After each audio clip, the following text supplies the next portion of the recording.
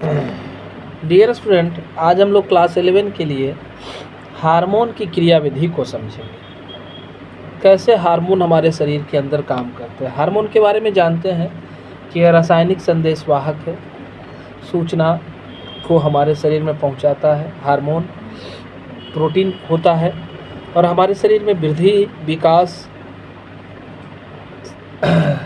जैसी रासायनिक क्रियाओं का समन्वय हार्मोन के द्वारा होती है। ये हमारे शरीर में रक्त के माध्यम से हमारे अंगों, त्वचा, मांसपेशी, अन्य ऊतक तक संदेश पहुंचाने का काम करता है। अब के हमारे शरीर में विभिन्न कार्यों का ये समन्वय करता है।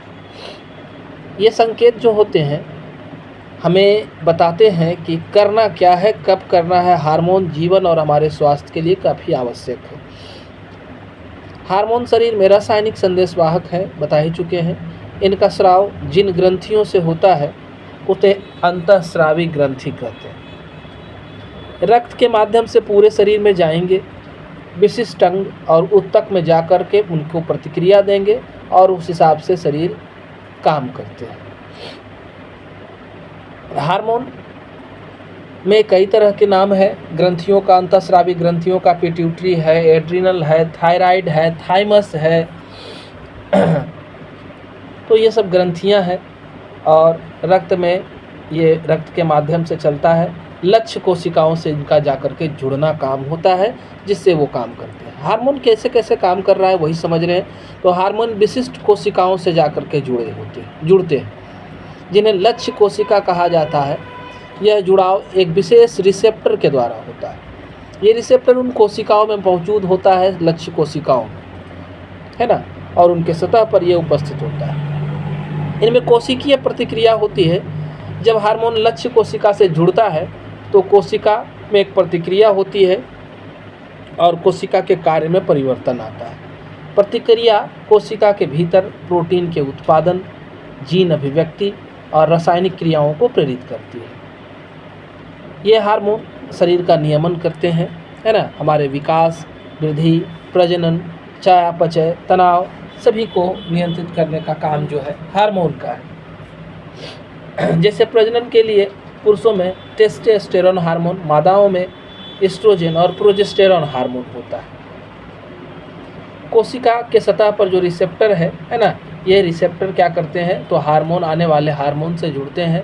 हार्मोन दो प्रकार के हैं, पेप्टाइड हार्मोन, है ना, या एमिनो एसिड व्युत्पन्न कर सकते हैं, और तीसरा जो है वो आपका है स्टेरॉयड हार्मोन।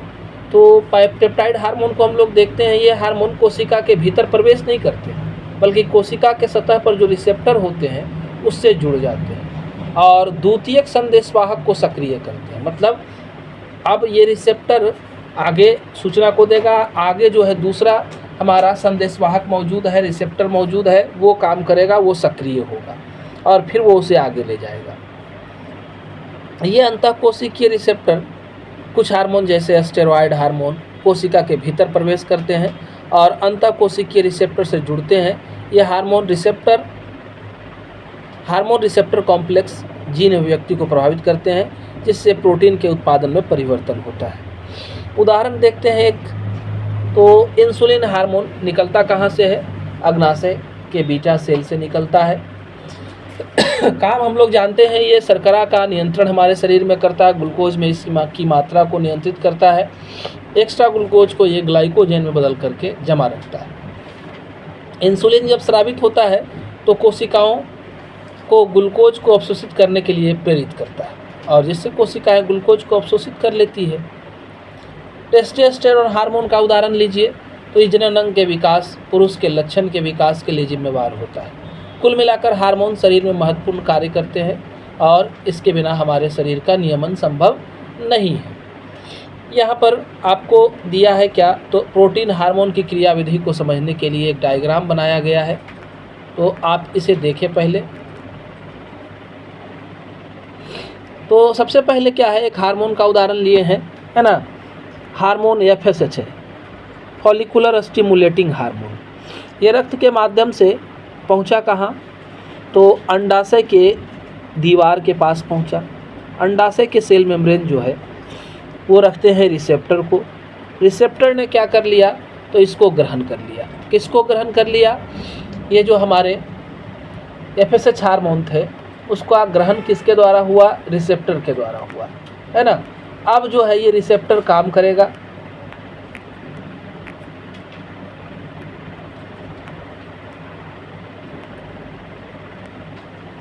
रिसेप्टर काम करेगा, ये बड़ा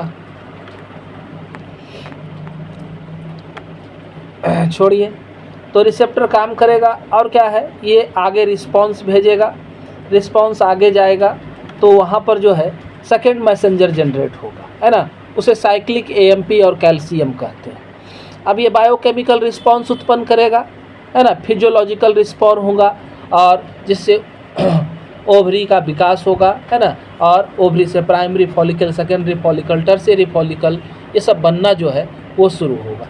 तो इस तरह से प्रोटीन हार्मोन की क्रियाविधि को हम लोगों ने देखा कि ये कैसे काम करता है ना। वो यहाँ लिख दिए हैं नीचे, जैसे कि हार्मोन फॉलिकुलर स्टिमुलेटिंग हार्मोन अंडाशय के कोशिका झिल्ली पर आया, है ना, ग्राही उसे ग्रहण किया और उसके बाद अपनी प्रतिक्रिया को सेकेंड ग्राही साइक्लिक AMP लिखे हैं, है ना, पर पहुंचा। साइक्लिक AMP की वजह से बायोकेमिकल प्रतिक्रियाएं संपन्न हुई और इस वजह से अंडाणु का निर्माण होने लगा, प्राथमिक, द्वितीयक और तृतीयक अंडाणु बनने लगे, है ना। अब इसी तरह से एक स्टेरॉयड हार्मोन को यहाँ समझाया गया है, इसको आप देखें तो इसमें क्या है, एस्ट्रोजन को लिए, है ना। एस्ट्रोजन हार्मोन महिलाओं के लिए है, तो ये जो है गर्भाशय की दीवार के ऊपर काम करेगा। गर्भाशय की दीवार से ये प्रवेश करते हुए सीधे चला जाएगा कहाँ, अंदर। यहाँ पर केंद्रक के पास जो है, केंद्रक के पास हार्मोन रिसेप्टर रहेगा, हार्मोन रिसेप्टर से जुड़ करके हार्मोन रिसेप्टर कॉम्प्लेक्स बनाएगा। फिर ये अंदर पहुँचेगा, अंदर जो है DNA है, DNA mRNA का निर्माण करेगा, जो सूचना आई है उस हिसाब से DNA RNA का निर्माण करेगा, है ना, प्रोटीन बनेगा, है ना, फिजियोलॉजिकल रिस्पांस होगा और यहाँ के गर्भाशय की दीवार में परिवर्तन दिखाई देने लगेगा, है ना, एस्ट्रोजन की वजह से।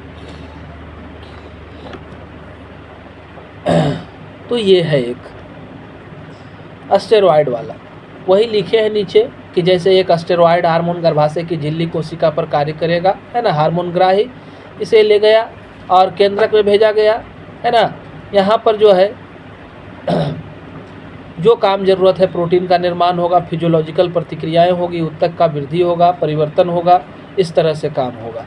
यहाँ पर जो है हम लोगों ने क्या देखा है, तो यहाँ पर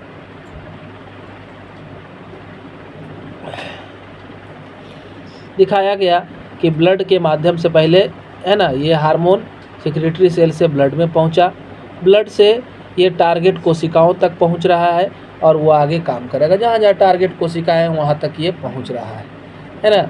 उसके बाद एक पाचन तंत्र के हार्मोन की क्रियाविधि को भी हम लोग देखते हैं, है ना।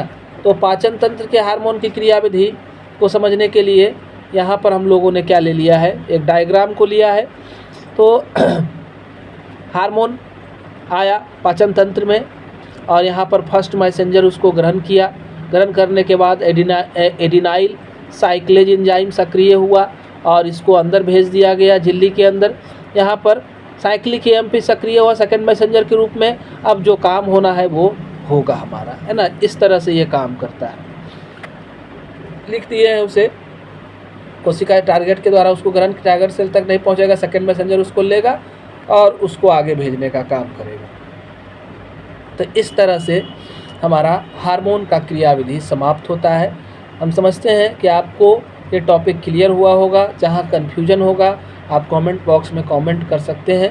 लगातार हमारे वीडियो के लिए हमारे चैनल को सब्सक्राइब करेंगे। धन्यवाद।